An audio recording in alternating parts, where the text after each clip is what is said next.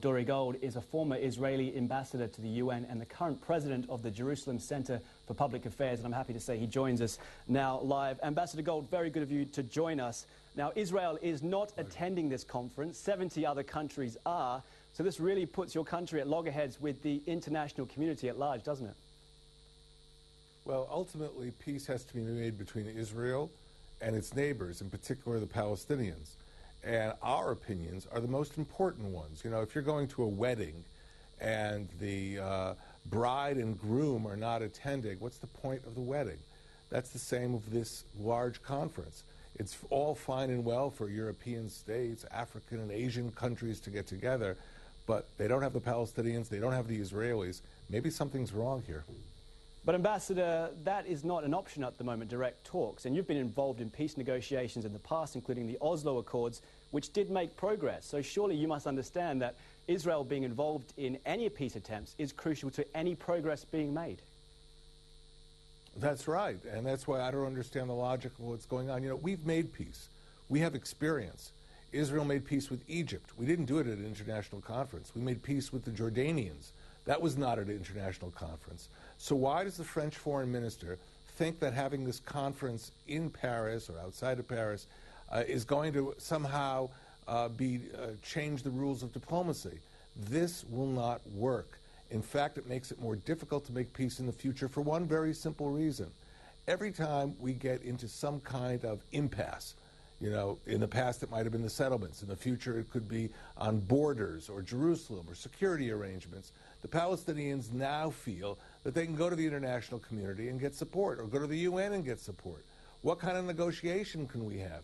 It would have been much better for the international community not to go down this route. But unfortunately, the French, and I think the US too, have supported this idea. So what would your solution to this impasse be? What would your path to peace look like? Well, it's actually rather simple. Stick to what we talked about in the past, direct negotiations.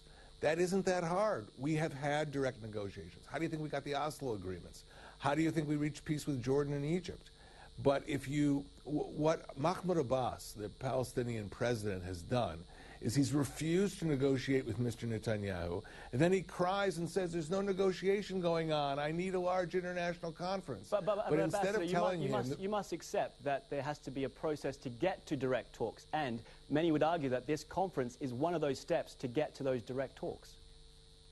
What process? We've signed repeated agreements, and Israel has made all the gestures in the world to get negotiations going. We had a settlement freeze for 10 months. The Palestinians didn't use that.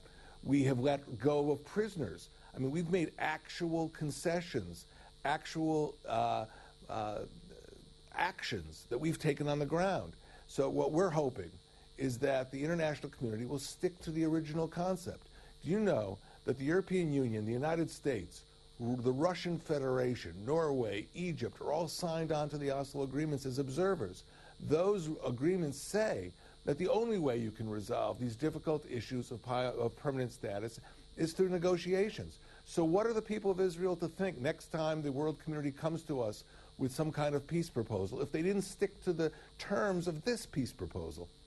Okay, Ambassador Gold, we're running short of time, but let's just move on for now. We saw that the French Foreign Minister, has urged the incoming Trump administration not to go ahead with his plans to move the American embassy in Israel from Tel Aviv to Jerusalem. I just want to know what the feeling is in Israel towards the incoming Trump president.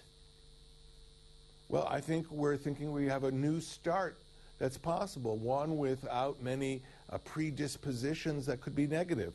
And, you know, it's up to the United States government where it puts its embassy, and it's up to the state of Israel where it puts its capital. And it's not up to a lot of countries that are commenting on this issue. Dore, thank you very much for joining us. Very good of you to share your thoughts. That's the former ambassador to the UN for Israel, Dore Gold, joining me live from